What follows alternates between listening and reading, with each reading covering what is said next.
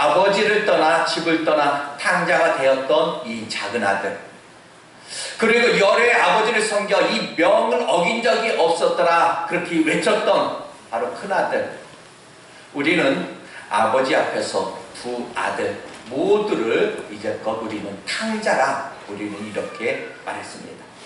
작은 아들은 아버지에게서 몸이 떠난 그런 탕자였다면, 바로 이 큰아들은 아버지 앞에서 마음을 잃어버린 마음이 떠난 탕자였다 이렇게 말씀을 드렸습니다. 작은 아들은 집을 떠난 탕자라면 큰아들은 집 안에 있는 그런 탕자였고, 작은 아들은 교회 밖의 탕자라면 이 큰아들은 교회 안에 탕자라 했으니 바로 그 모습이 우리들의 모습이 아닐까 생각됩니다. 바로 이 탕자의 비유를 반복해서 설명하고 있지만, 사실 정확하게 표현하면 탕자의 비유 이렇기보다는 한 아버지와 두 아들의 이야기, 어쩌면 이것이 더 가까울 수도 있습니다. 그리고 큰 아들과 작은 아들, 탕자라 불리우는 이 두 아들의 이야기에도 많은 것이 담겨 있지만, 바로 이 두 아들을 향한 바로 아버지의 마음 또한 우리로 하여금 많은 것을 생각하게 합니다.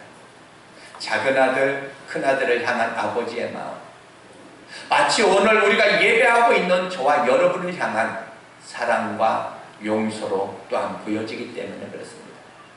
분명한 것은 이 탕자라고 불리우는 이 아들들에게 이 아버지는 그럼에도 불구하고 아버지로서 한없는 어떤 은혜를 베풀기를 원하시는 그 모습을 우리는 확인할 수가 있습니다. 두 아들을 향한 아버지의 은혜 어떻게 나타났습니까? 아버지를 떠났던 이 탕자, 작은 아들은 돌아오면서 잔치의 주인공이 되는 그런 은혜를 입었습니다. 큰아들은 탕자 아닌 탕자로 불리는 가운데 이 잔치에 초대받지 못한 그런 아들이 또한 되고 말았습니다. 큰아들은 자격이 있는 자로서의 어떤 은혜를 입지 못한 경우라면, 작은 아들은 자격이 없는 자로서의 그런 감당하기 어려운 은혜를 입은 사람입니다. 큰아들은 죽도록 충성했다 싶은데 은혜를 입지 못했고, 작은 아들은 아무것도 하지 않았습니다. 오히려 우리식으로 표현하면 그냥 말썽만 부렸던 아이인데 이 자격 없는 이 아들이 너무나도 큰 은혜를 입었다라는 이야기입니다.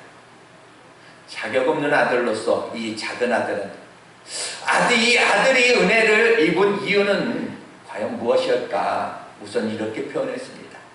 자신을 내려놓았기 때문이다. 작은 아들은 처음 아버지와 함께 있을 때는 은혜를 입지 못했습니다. 아니, 아버지와 함께 있지만 이 아버지의 은혜를 필요로 여기지도 또한 않았습니다. 아버지와 함께 있을 때는 은혜로 여기지도 않았습니다. 바로 은혜 밖에 어떤 세상 것들, 아버지의 어떤 울타리 밖에 있는 것들을 이 작은 아들은 원했고 또한 사모했습니다.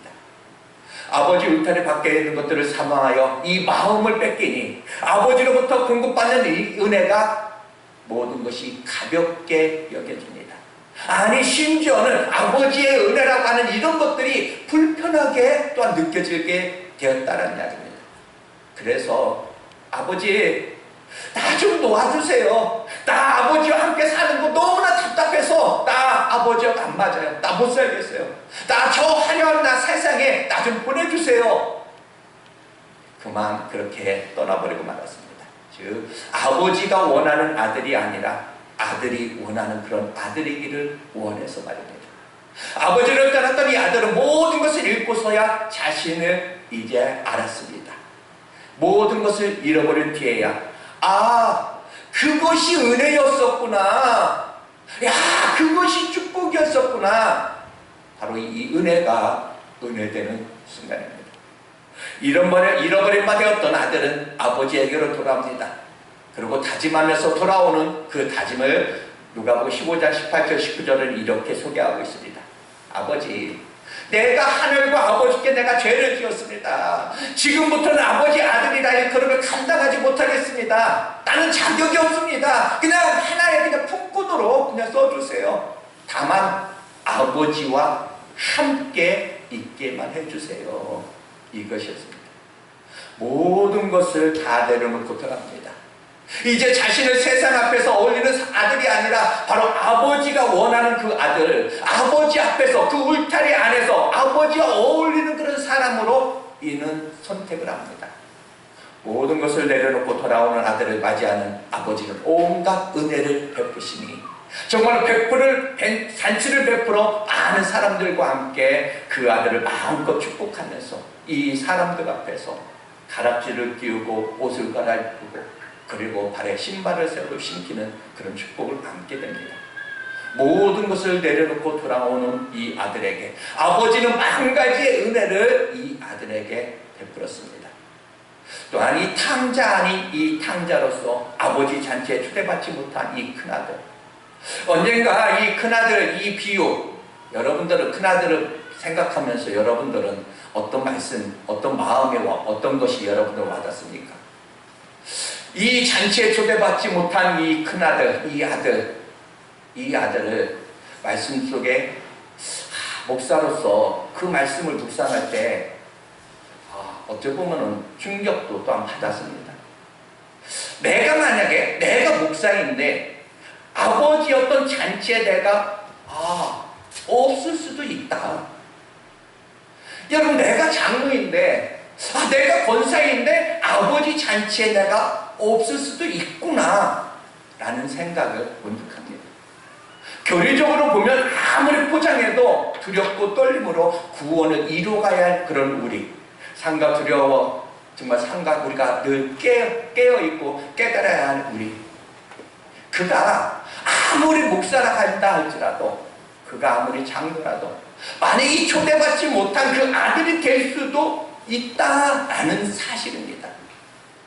탕자의 비유, 성경에 나오는 많은 인물들은 세상 사람들을 가리키는 것이 아니라 교회 안에 우리를 이야기합니다. 교회 안에 우리한테 전해주는 메시지입니다. 그럼 이 큰아들을 또 교회 안에 있는 우리라는 이야기입니다. 언제나 당당했던 이 큰아들, 안타깝게도 이 큰아들은 언제 자기 자신을 아버지한테 들켜버립니까? 바로 이 동생의 문제 앞에 아버지 앞에 들켜버립니다. 즉, 내 마음대로 되지 않았을 때, 내 생각과 다를 때, 어떤 이해가, 어떤 관계가 얽혀 있을 때 우리의 어떤 밑바닥, 그 본성, 어떤 죄성이 다 드러나게 되어 있다는 이야기입니다. 좋을 때는, 문제가 없을 때는 얼마든지 좋은 사람으로 보여줄 수 있습니다.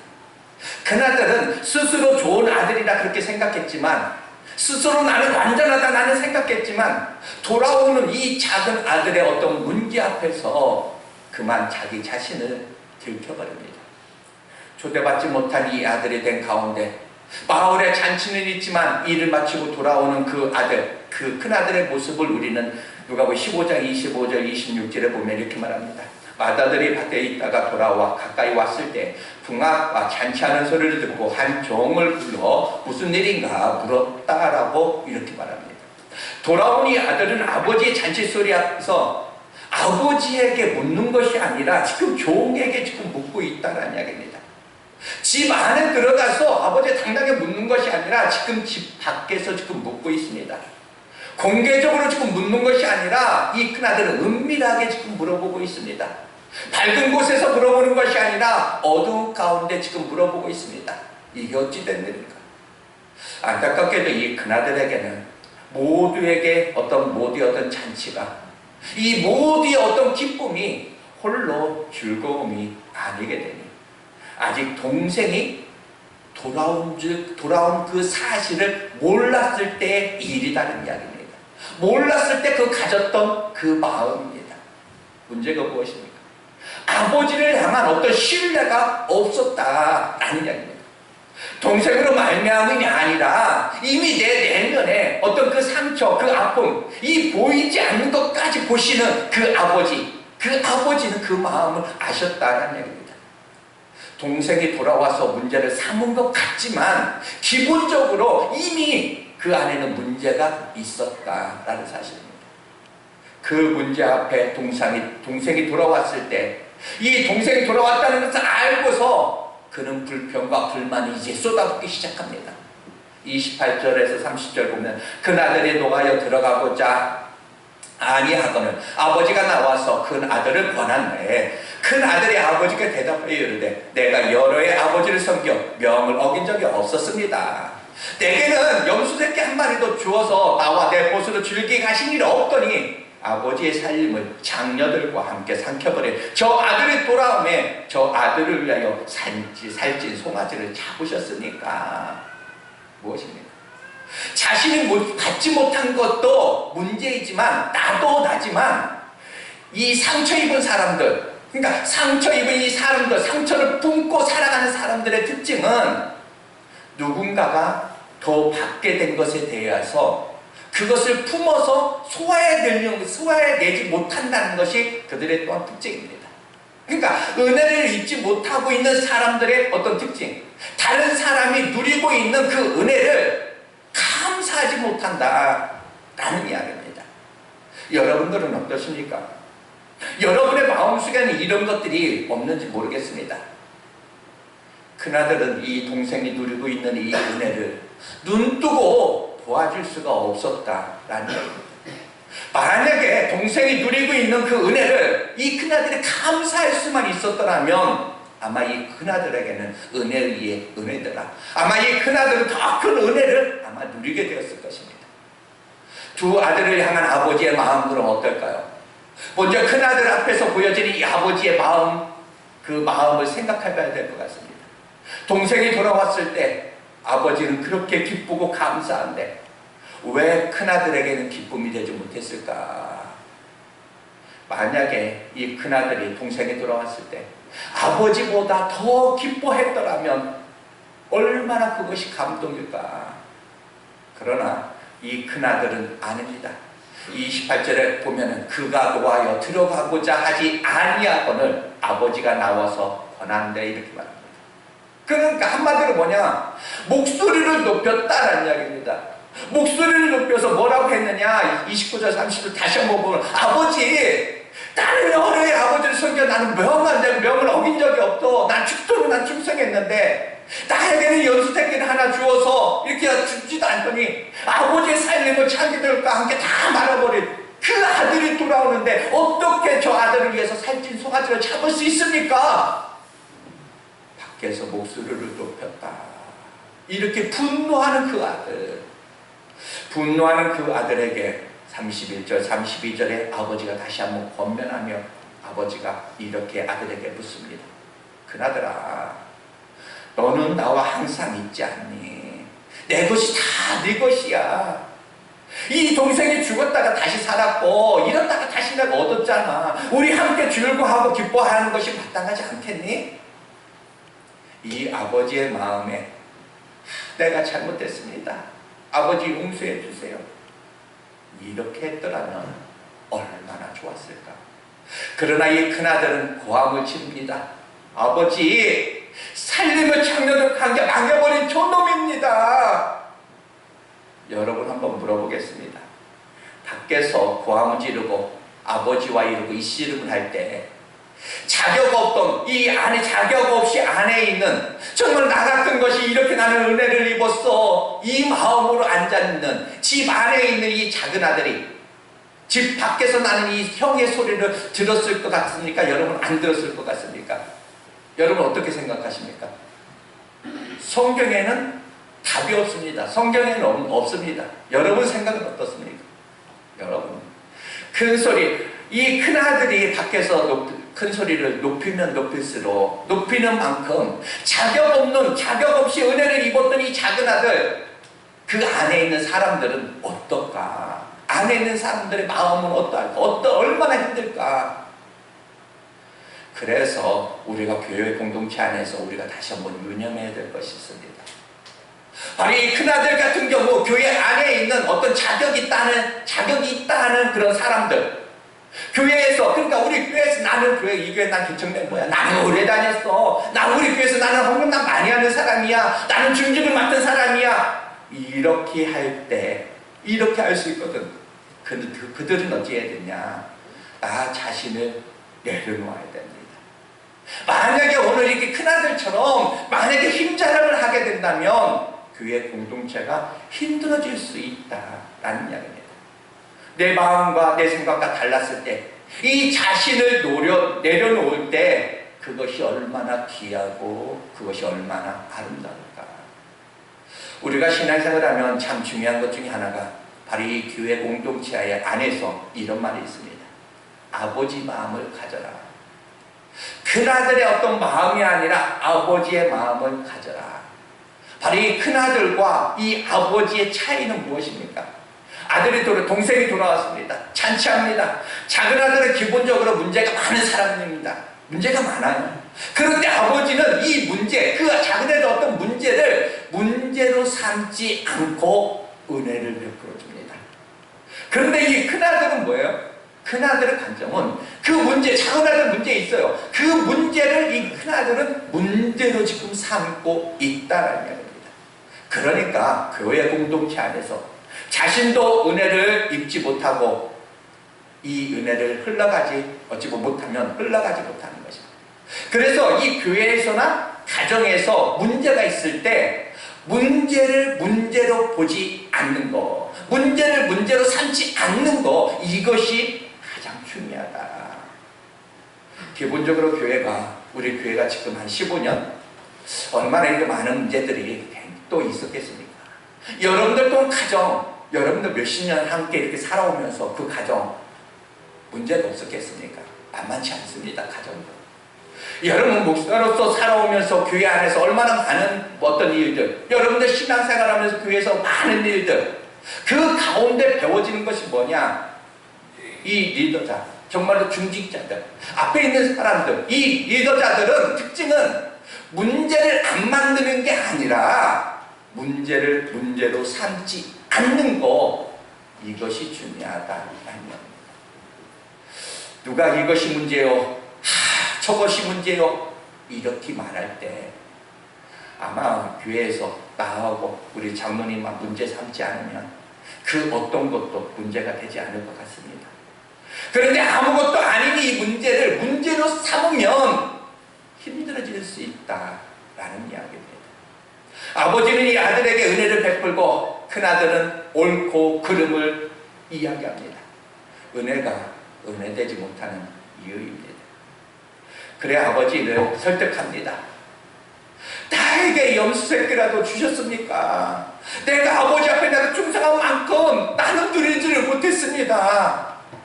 아버지를 이렇게 설득할 때 아버지가 다시 한번 이야기합니다. 31절에 보면 아버지가 이렇게 이야기합니다. 아버지가 이르되 그래야 너는 항상 나와 함께 있으니까 내 것이 다 네 것이 아니냐. 여러분이 아버지가 내 것이 다 내 것이야 이렇게 말할 때 아버지의 특징이 무엇입니까? 내 것이 다 내 것이야 이렇게 했을 때 정말 어떤 재산, 땅덩어리, 집문서 이렇게 등기 이전해주고 이렇게 이야기하는 것이 아닙니다. 그래서 이것을 믿음으로 받아들여야 한다라는 이야기입니다. 내 것이 다 네 것이야. 하나님이 우리에게 가지는 마음입니다. 다 너희들 거야. 내 것이 다 네 거야. 이렇게 할 때 우리들은 어찌합니까? 부모님한테. 부모님 만약 그랬으면 아버지 그러면 이거 등기 이전 먼저 해주세요. 무슨 내 것이 다 내 것이라고요. 아버지 등기 좀 먼저 해주세요. 아마 이렇게 이야기하지 않을까. 여러분 그러나 우리가 인생을 살아보지 않습니까? 죄송하지만 이 등기 이전 등기 이전 됐다고 해가지고 그것이 과연 내 것일까? 내 이름으로 어떤 통장 하나 했다고 해서 그것이 과연 전부 다 내 것일까? 내 삶을 내가 산다고 해서 과연 내가 사는 것일까? 우선은 내 이름으로 된 어떤 통장이 있으니까 내 것이야. 우선은 내 이름으로 등기 이전 됐으니까 이것이 내 것이야. 그렇게 할 수 있어요. 그러나 시간이 지나보면 아니다. 내 것이 아니다. 이것은 내 것이 될 수 없구나. 시간이 흐른 뒤에는 우리는 깨닫습니다. 이 깨닫는 것, 이것이 과연 인생이 아닐까. 중요한 것은 아버지가 내 것이 다 네 것이다 이렇게 말했을 때 아멘. 아버지 것이 다 내 것입니다. 여러분들 지금 믿어지신 사람 있습니까? 내 것이 다 다 네 것이다. 이것을 여러분들 아멘, 아버지 것이 다 내 것입니다 라고 여러분들 믿어지는 사람이 과연 있을까요? 과연 믿어지는 사람은 어떤 사람이 그 말씀을 믿어질까요? 어떤 사람이 그 말씀을 아멘하고 믿을 수 있을까요? 아멘할 수 있는 것은 이때입니다. 이때 믿어집니다. 예, 아버지의 것이 내 것입니다. 이렇게 믿어질 때 아버지의 것이 내 것이기 전에 내 것이 다 아버지의 것입니다 라고 할 수 있으면 아버지의 것이 다 내 것이 될 수 있다는 거예요. 나의 나된 것은 하나님의 은혜로다. 나는 아버지의 것입니다. 이렇게 해야 아버지의 것이 내 것이 될 수 있다. 내가 내 안에, 내가 내 안에. 그런데 우리는 신앙생활 하면서 아버지의 것은 뭐 내 것 인정합니다. 내 것입니다. 내 것은 내 것입니다. 어떻게 어떤 면에서 우리는 영원한 내 것이 내 것도 아닌데 우리 스스로 그렇게 살아가고 있는 것이 아닐까. 바로 이 큰아들은 아버지와 함께 살아가지만 아버지의 어떤 그 마음, 자신의 그 마음을 아버지 앞에 한 번도 이렇게 들여본 적이 없었다라는 이야기입니다. 자격 없는 이 아들에게는 모든 것이 은혜였습니다. 내가 하늘과 아버지께 내가 죄를 지었사오니, 이 은혜를 입은 자들의 특징은 뭐냐? 딱 하나, 자신을 고백한다는 이야기입니다. 남 이야기를 하지 않는다. 다른 사람 이야기를 하지 않습니다. 그러나 이 은혜를 잊지 못하고 은혜가 이렇게 메마른 사람들의 특징, 보니까 자기 고백이 없다는 이야기입니다. 다 남 이야기합니다. 남 이야기. 내게는 연수새끼 한 마리도 주지 않더니 아버지 살림을 창규와 함께 말아버린 날려버린 저놈을 위해서는 하나님이 아버지 이렇게 잔치를 베푸십니까? 이때 큰아들에게 아버지가 다시 한번 이렇게 이야기합니다. 얘야, 너는 나와 항상 있지 않았니? 항상 함께 있대. 여러분, 이 함께의 은혜가 여러분들 무엇인지 아십니까? 탕자가 돌아오면서 가장 소중하게, 이 작은 아들이 가장 소중하게 여겼던 그 은혜가 함께입니다. 함께. 아버지, 나는 아버지의 아들이다. 아니해도 좋아요. 품꾼의 하나여도 좋아요. 아버지와만 함께만 있게 해주세요. 함께. 여러분 어떠세요? 여러분은 누군가가 내가 지금 누리고 있는 이 은혜가, 다른 사람들은 은혜로 보는데 어느 날부터인가 내게 있는 이 은혜가 나의 스스로는 은혜가 아니게끔 보여지지는 여러분 않습니까? 어느 날부터인가 광야 이스라엘 백성들이 만나 배출하기 그 은혜, 구름기둥 불기둥의 그 은혜, 이것이 당연한 것이 되어버렸던 것처럼, 그리고 입술로 그들이 원망하고 불평하고 있던 것처럼 오늘 내가 누리고 있는 은혜들을 당연한 것이 우리는 되어버리지 않았는가. 바로 이 큰아들이 은혜를 잊지 못한 이유입니다. 은혜를 은혜로 생각하지 못한 것입니다. 오늘 우리가 이렇게 마음껏 예배할 수 있는 거, 얼마나 이것이 또한 큰 은혜일까. 그런데 여러분, 오늘 나오면서 예배하면서 이것이 은혜다, 여러분 생각해 보신 적 있습니까? 이렇게 마음껏 예배 드리고 싶어도 드리지 못한 그 사람 너무 많습니다. 그런데 어느 날부터인가 우리가 이 은혜가 은혜되지 못하는 그 마음, 그 상태가 되어버리진 않았나. 이스라엘 백성들이 애굽에서 나오는 것만도 은혜였던 저들이 어느 순간 이 은혜가 은혜되지 못하네 입술로 원망하고 불평이 있었다는 사실. 이제 탕자의 비유에서 가장 큰 강조가 뭘까 한번 생각해 봅니다.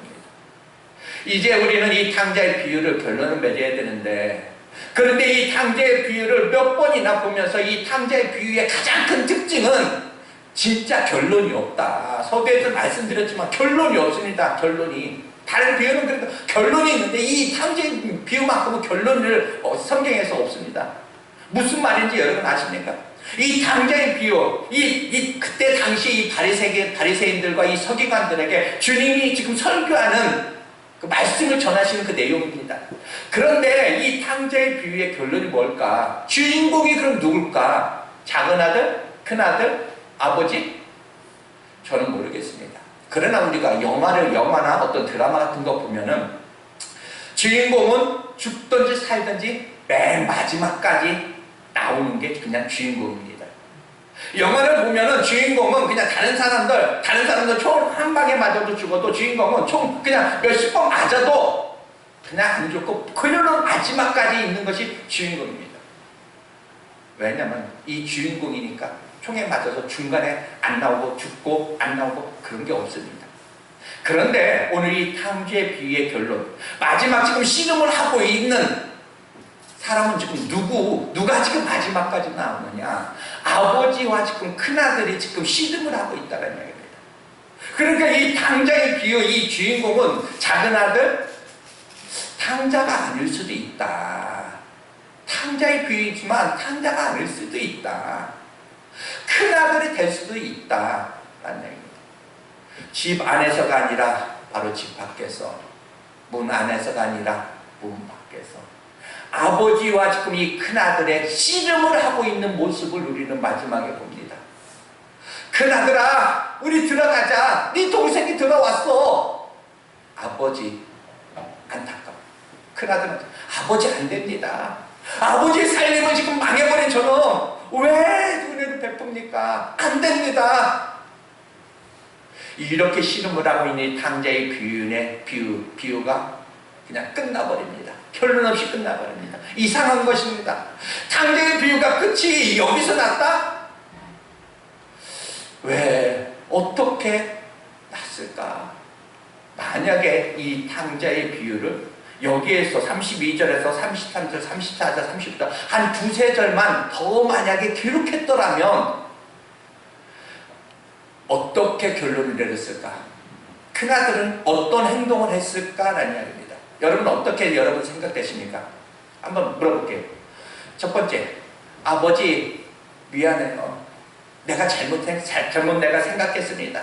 내가 왜 이것밖에 안 되는지 모르겠습니다. 아버지 나 용서해 주세요. 아버지의 마음에 안 들지만 아버지가 그 은혜를 베푸니까 아버지 말이 다 옳습니다. 만약에 이렇게 생각하고 큰아들이 과연 문 열고 집에 들어갔을까? 여러분 어떻게 생각합니까? 2번, 지금까지 안 들어가고 버티고 있다. 여러분 몇 번일 것 같습니까? 오늘 성경에 결론이 없는 이유, 결론을 우리 보고 내라 라는 얘기입니다. 바로 이 탕자의 비유는 저들의 이야기가 아니라 바로 우리들의 이야기입니다. 내 이야기였던 것입니다. 이 탕자의 돌아옴으로 인하여서 아버지의 결정을 받아내지 못한 그 아들, 안타깝게도 이 큰아들은 아버지의 어떤 설득 앞에서 자기 자신을 내려놓지 못합니다. 아들아, 우리 들어가자. 이 아들은 죽었다가 다시 산 아들이야. 잃었다가 산 아들을 얻었잖아. 바로 네 동생이잖아. 우리 함께 들어가자. 이렇게 했을 때 그 아버지 앞에서 아버지 들어갈게요. 만약에 이렇게 했다면 얼마나 그것이 귀한 것이 아닐까. 우리가 매주일 사실은 이렇게 말씀을 통해서 하나님이 여러분들을 설득합니다. 너 들어가야 돼. 과연 나는 누구인가? 나는 누구여야 하는가? 어떻습니까? 여러분의 어떤 내 생각도 아마 여러분들 각자의 생각 다 있을 겁니다. 내 계산 있지만 그러나 말씀 앞에 한번 굴복하고 나는 있는가? 내 생각도 있지만 말씀 앞에 다시 한번 나를 설득당해야 되는데 아직도 나는 큰아들이 되어서 내 안에 내 생각이 나를 이겨먹는, 그래서 말씀이 말씀이고 내 말씀은 말씀이고 그냥 내 고집이 나를 그냥 칠르는 그런 은혜가 은혜되지 못하는 그런 나인가? 우리가 오랜 날 동안 이렇게 살아오면서 많은 말씀을 우리가 들으면서 이제 나도 나를 내려놓는 법을 우리는 배워야 되는 것이 아닐까. 그러나 인간의 어떤 죄성, 이 죄로 말미암은 인간의 본성이 심하다 때마다 다시 우리 마음속에서 막 솟아납니다. 그런 우리에게 이 탕자의 비유에서 가장 크게 강조하는 것이 무엇입니까? 예, 네가 그렇게 솟아오를 때, 마음에서 솟아오를 때 결론은 네가 내는 거야. 바로 이 탕자의 비유는 바로 저와 여러분의 이야기였던 것입니다. 오늘도 내 안에 작은 아들, 큰 아들, 우리 마음속에는 공존하고 있습니다. 우리는 어느 순간 메마른 은혜 상태 속에서 살아가고 있는 것은 아닌가. 우리 안에 인간의 어떤 죄성이 나의 발목을 붙잡고 있는 것은 아닌가. 큰아들은 동생 때문에 이렇게 핑계하지만 아닙니다. 그는 스스로 메말라 있었던 사실입니다. 동생이 돌아왔다는 사실은 그 이전의 사건이다. 여러분의 원함은 과연 무엇입니까? 오늘까지 우리를 다시 한번 설득하시는 그 마음, 오늘까지 우리를 기다려주시는 그 아버지. 내가 등을 돌리고 가도 아버지 끝까지 우리와 함께입니다. 오늘도 우리를 향하여 손을 내밀어 주시는 그 주님. 그럼에도 그 인간의 어떤 죄성이 오늘도 우리가 그 주님의 손을 잡지 못하게 하는 경우가 얼마나 많이 있는지 모릅니다. 또 넘어지고 또 넘어지는 것은 그냥 누구 때문이야 이렇게 하지만 그것이 아니라 우리 스스로 아닌가. 바로 이 탕자의 비유를 5번 우리가 연달아서 설교하면서 목사는 목사대로, 또한 성도 여러분들은 여러분대로 어떤 부분을 여러분 마음에 여러분들은 읽을 수가 있었습니까? 우리 자신의 어떤 연약함을 발견할 수 있지 않을까. 결국은 은혜가 필요한 우리. 하나님, 우리를 은혜로 덮여주셔서 다시 한번 이 고백을 더불어 이 탕자 비유를 하면서 마무리를 하면서 다시 한번 바라옵기는 저와 여러분을 향한 아버지의 그 마음 앞에 다시 한번 여러분들 아멘 할 수 있기를 다시 한번 축복합니다. 내게로 가까이 오라. 너부터 가까이 와라. 내가 너에게 주고 싶은 것이 많이 있다. 너 내게서 멀어지면 안 돼. 그 내미는 손 잡을 수 있는 그런 복된 은혜가 다시 한번 우리 모두에게 있어지기를 축복합니다. 주님은 저와 여러분들을 사랑합니다. 주님은 저와 여러분과 함께이기를 오늘도 원하신다는 사실을 다시 한번 기억하시기를 바랍니다. 잠시 기도하겠습니다.